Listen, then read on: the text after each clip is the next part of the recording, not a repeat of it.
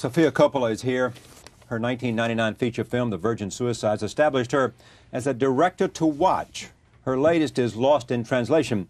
It stars Bill Murray and Scarlett Johansson as Americans who meet in Tokyo.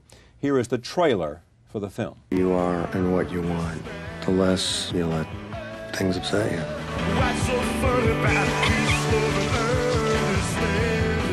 You really are having a midlife crisis, huh?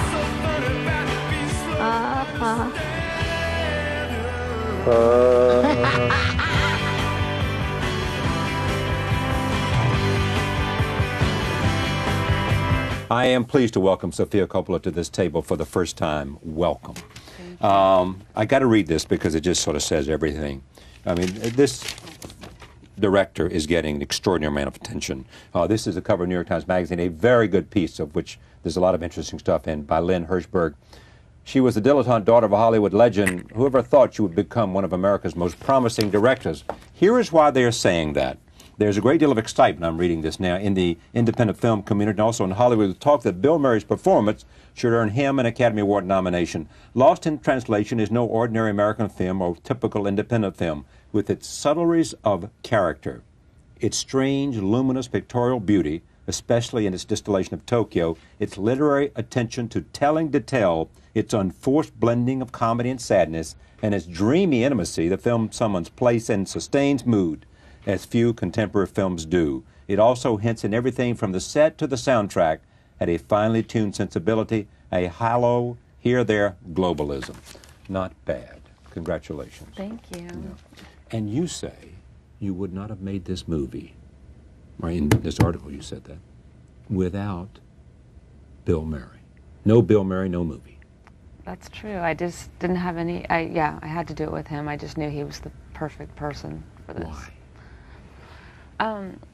There's just no one like him. I mean, he's just Bill Murray. He's this great combination of funny and sensitive and sincere. And I wanted to see him in this romantic part that I'd seen him have moments of in Groundhog Day and Rushmore, and wanted to do a film centering around him.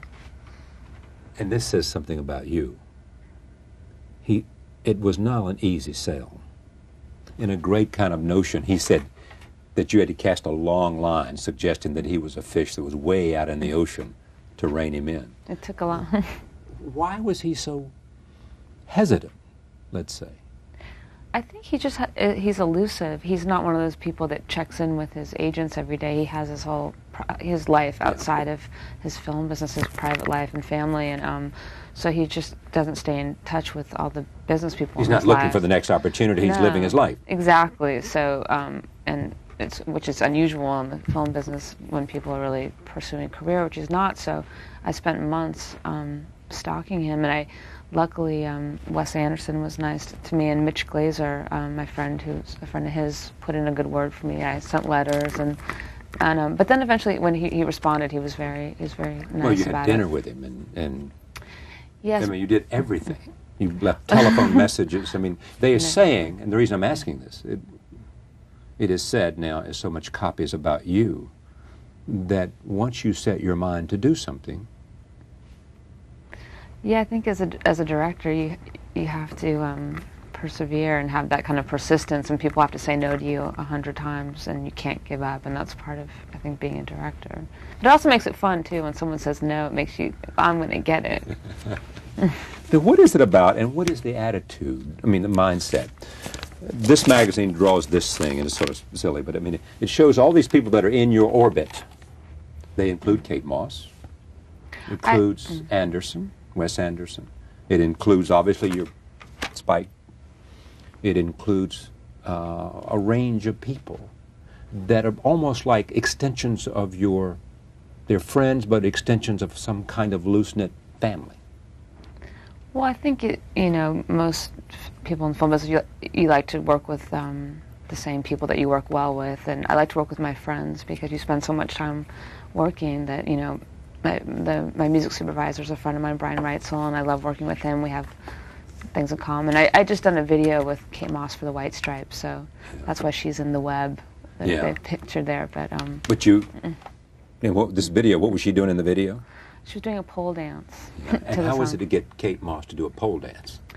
She was very game. I just asked her, and she was up for it. She liked the White Stripes in the song, and she was a very good sport because it wasn't easy.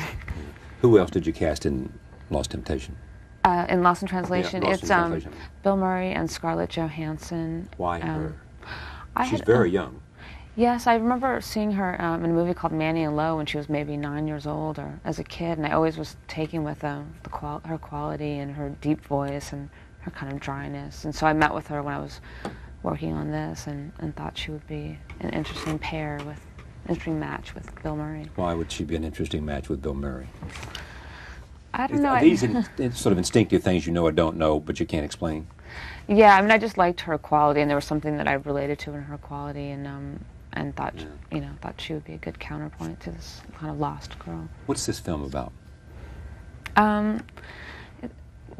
What is it about? It's about these two people lost in their lives, and it's exaggerated by being in Japan, where it's already confusing and there are no names on the streets, and finding a brief connection.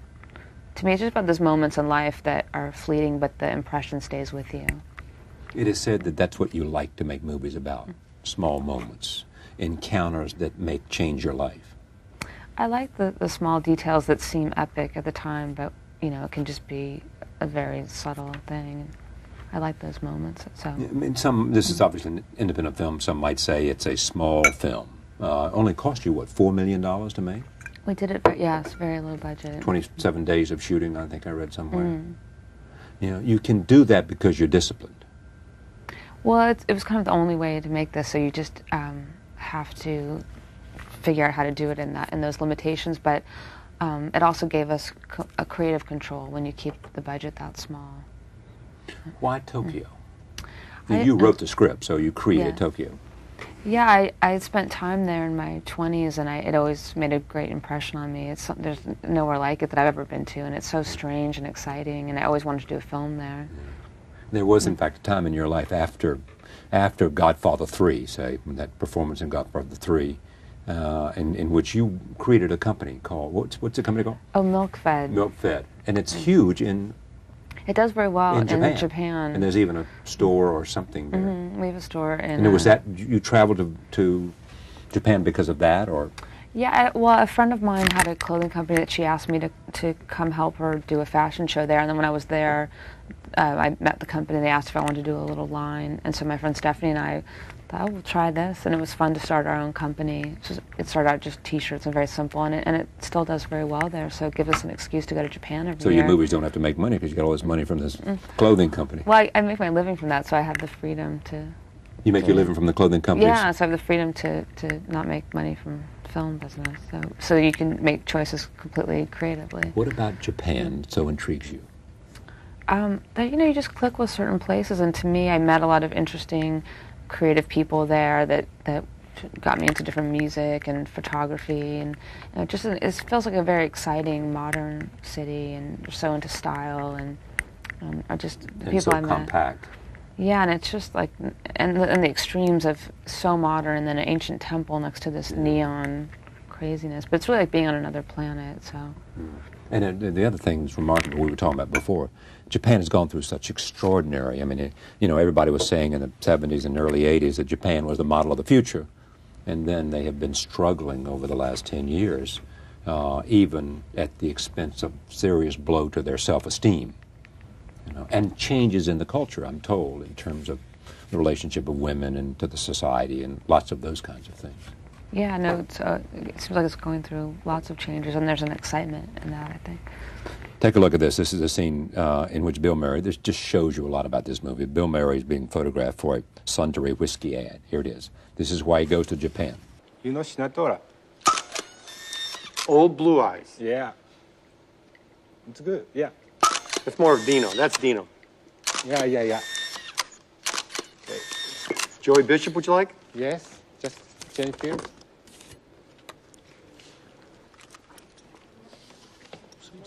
Are you drinking? No? Am I drinking? Yeah. As soon as I'm done.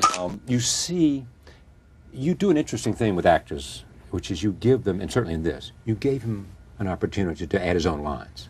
Now, did you see some of that, or was that pretty much the script? In that scene, that was a lot of improvised dialogue. I would whisper things to the photographer, and he would say the names, and Bill didn't know what to expect, and he was just reacting off of that, which was really fun to watch. So he's a great improviser. Yeah, that's right. I mean, when you look at Saturday Night Live and you look at the fact that he's been a comedian, they tend to have much greater facility for improvisation. Well, I knew from Saturday Night Live that he would be great at that, and that was one of the reasons I wanted to work with him, because I knew he would add a lot to it. Do you expect that of all your actors? No. That they have a certain freedom that they can add to the script? Well, I like to be open when we're rehearsing to their ideas, and then see what works and what doesn't. So because you can always have control in the editing room. Yeah, no, they listen to me when I ask them which way I prefer it. So, yeah. Bill Murray said that you were, notwithstanding appearance, slight, petite, whatever it might be, that there was simply a will of steel. You think he's right? I think, yeah, you have to be determined to pull, get these things made. So I think underneath it I can be tough. But. What did the criticism of Godfather 3 do to you, or for you, or both? I think it makes you stronger taking blows, because you realize that you can survive. Yeah. I mean, it wasn't the worst thing in the world, but you got beat up. No, I got beat up, and it was right when I was 18, so you're already feeling a little awkward about yourself, so it wasn't pleasant, but it wasn't the end of the world. It makes me stronger. Yeah. But did you then decide, this acting is not what I ever wanted to do, so I don't want to do it now, let's go find something? Well, I wasn't planning on being an actress, and so I just did that part when my father asked me to, and I'd like to be open and try everything, because I didn't really know what I wanted to do. But then afterwards, I was going to art school, to college, and so I went back to school after that and continued. I was studying painting and fine art. At some point you studied photography, did you? Yeah, and then from that I got into photography. So. Can you tell what influence he's had on you, your father? My father? I think just by example. I mean, he's so enthusiastic about film and making personal film. I think that's a big influence. And also just having the will to make something, no matter how hard it is. And your mother makes documentaries. Yes, and she makes art now, and so she always encouraged us.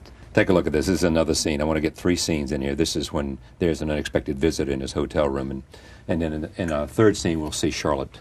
Take a look. Bill Murray here. Stockings? Yes, rip my stockings, please. Rip your stockings? Yes, you want me to rip your please, stockings? please. All right, I'm going to rip your stockings. Yes. And you tell Mr. Kazoo, we had a blast. Oh, no, Miss Harris. Oh, my God. Don't touch me.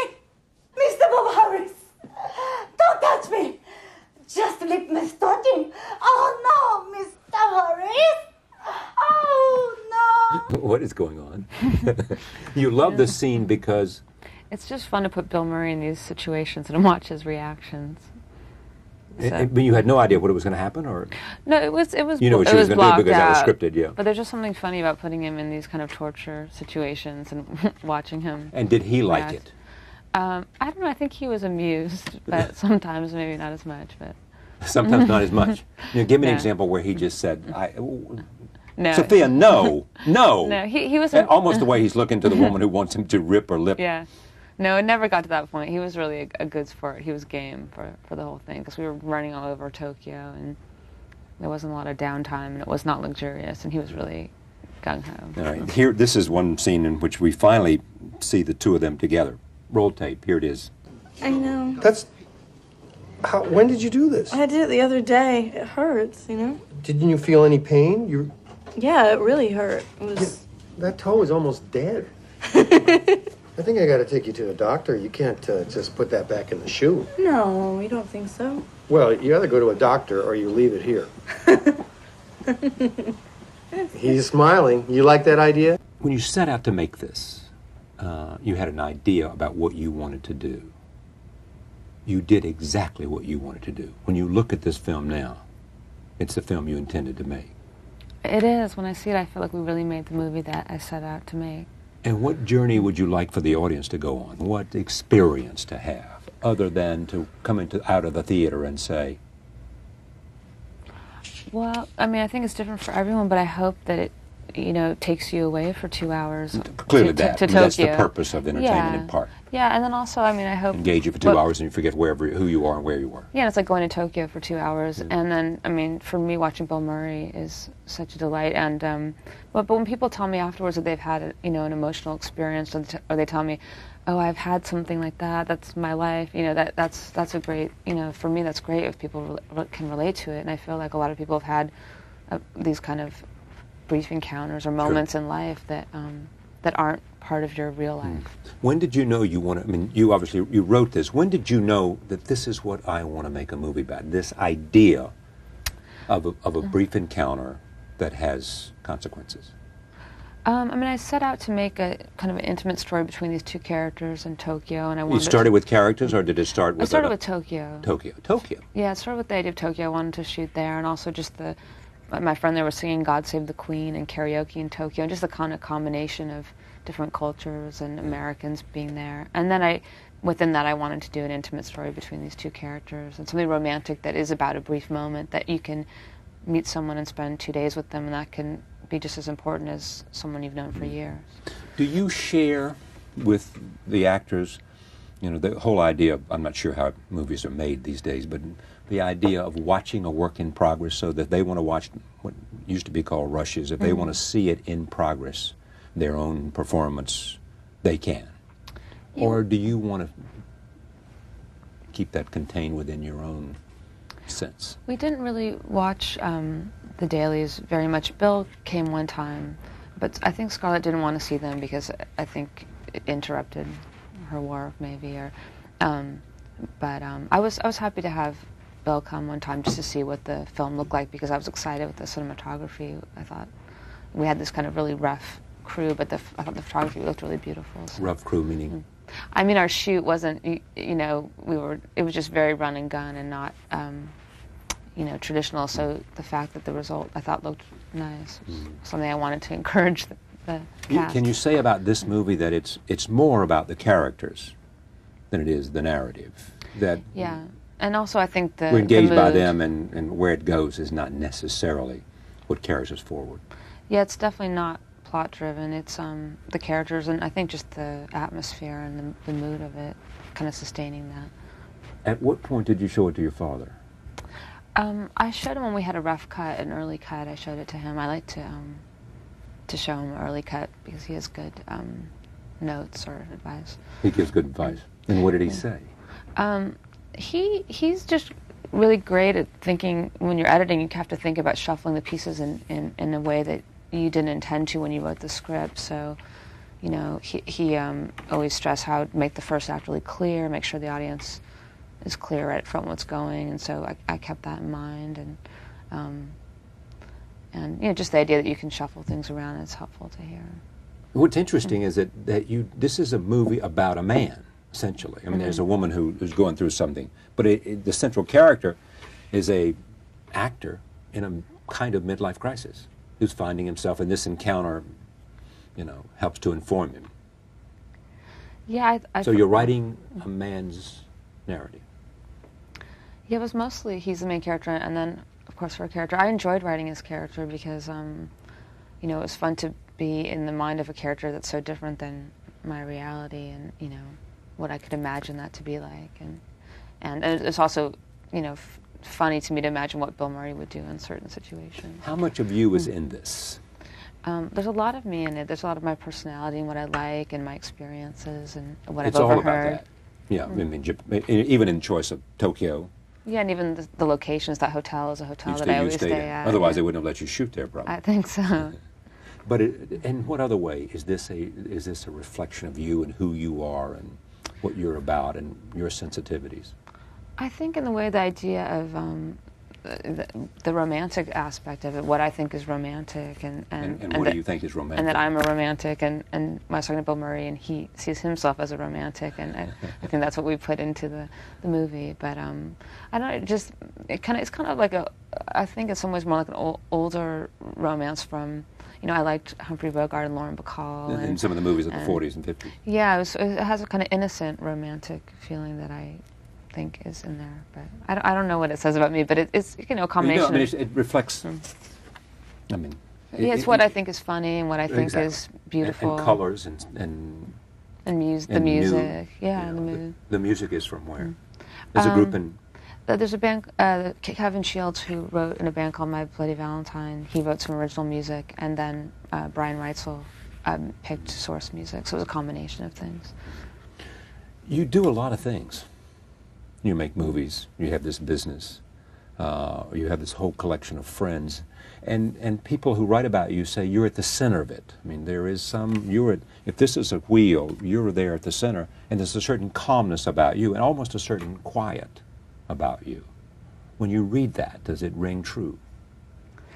I don't know. I mean, I think everybody has their world around them, you know, and your friends or people that support you. So I don't know. You know the success of the movie already. You know what critics say. It's so exciting that our reviews came out and the theaters were filled this weekend. It's been very exciting. And in what way is it an affirmation, a coming out, you know, for you?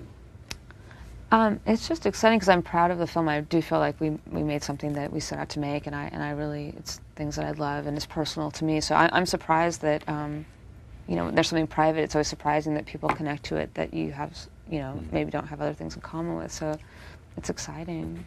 Do you think any of this, I mean, the fact that the movie's getting reviews and this kind of cover story, which is intriguing, what do your friends say about that? I mean, are people surprised that...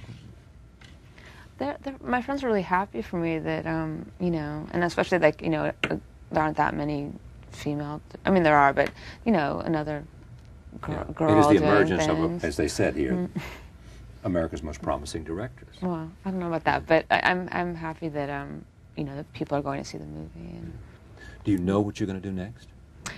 I don't. I've been working on this. We shot it a year ago, so I've been working non-stop, so I'm looking forward to taking a break. But I'd like to get back to writing, because I enjoy the whole process. But do you fully think of yourself, if I said to you, what's your principal passion other than living, you would say directing movies? Yeah, making movies. I mean, it's you know, be able to be creative and make this world that you have in you is nothing What was like that it. great quote? It was in this article, a great quote from John Cassavetes, who to his daughter, who's your friend.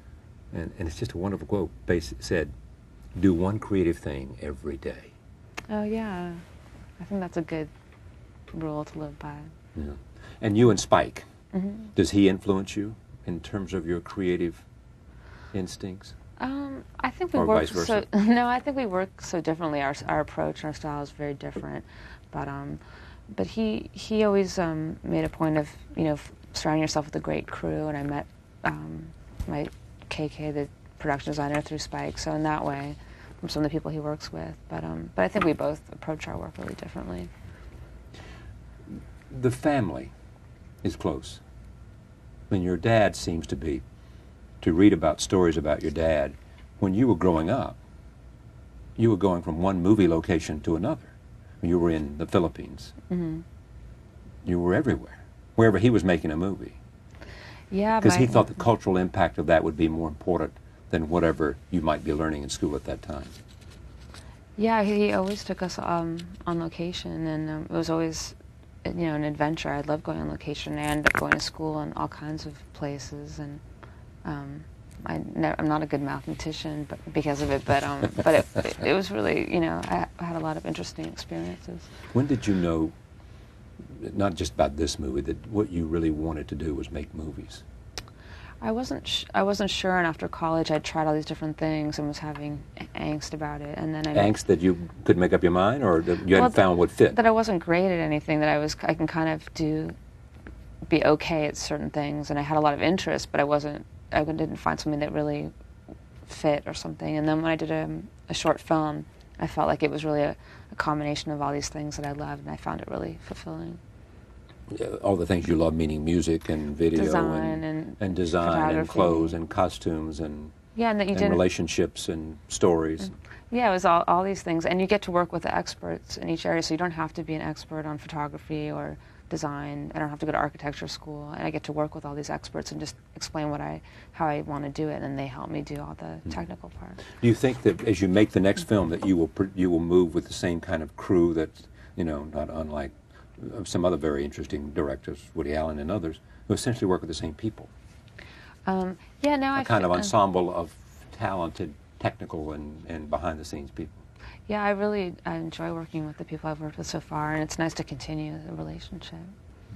What are you reading? What am I reading? Do you have time to read anymore? No, I'm going to go on a vacation next week, so I'm looking forward to reading, but I'm not reading anything right now. How often do you get to Belize?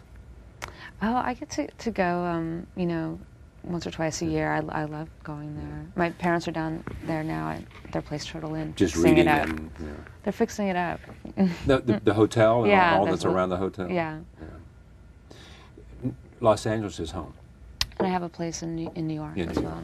You know, I love the idea that Francis always has kept the family central, you know, and in a sense that the home in Napa Valley has always sort of, wherever you are, you know, at some point you come back to the center.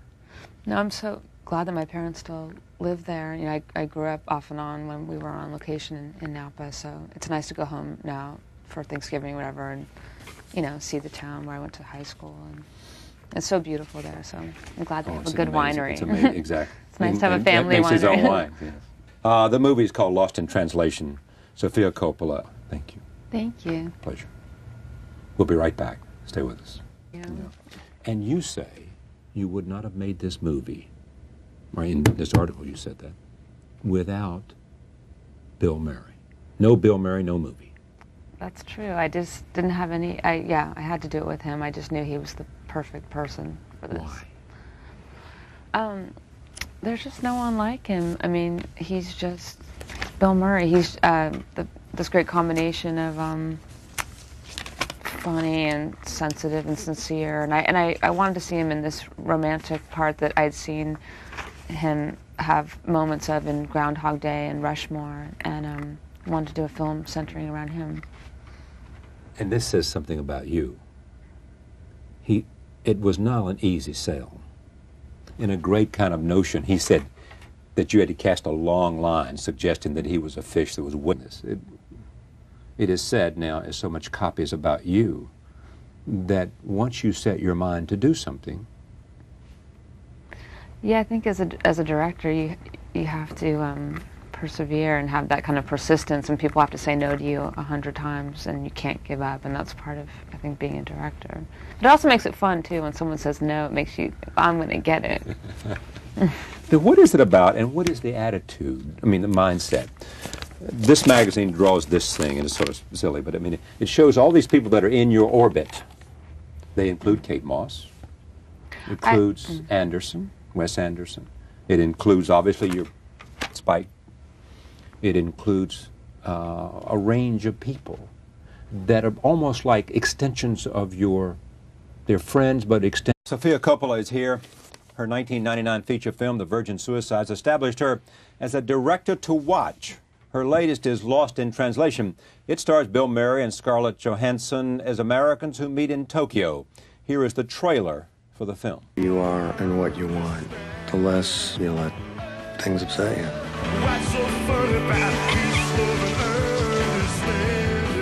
You really are having a midlife crisis, huh?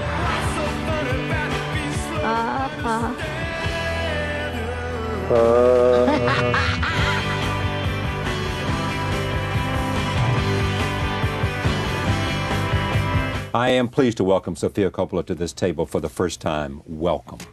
I got to read this because it just sort of says everything. I mean, this director is getting an extraordinary amount of attention. This is a cover way out in the ocean to rein him in. It took a lot. Why was he so hesitant, let's say?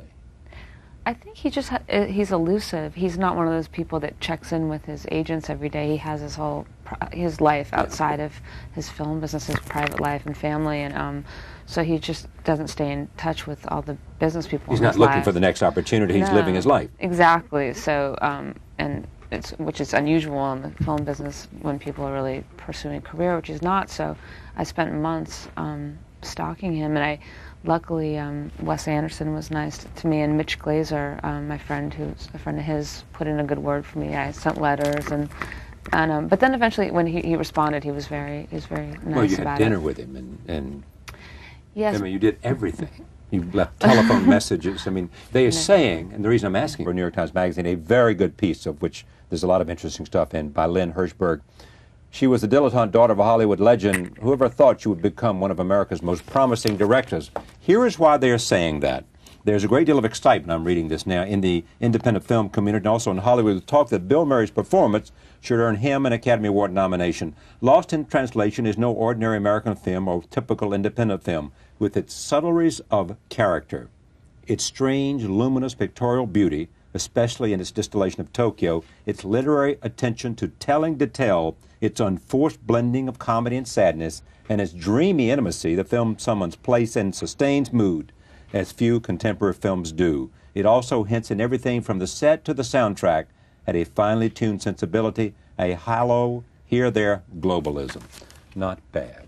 Congratulations. Thank you.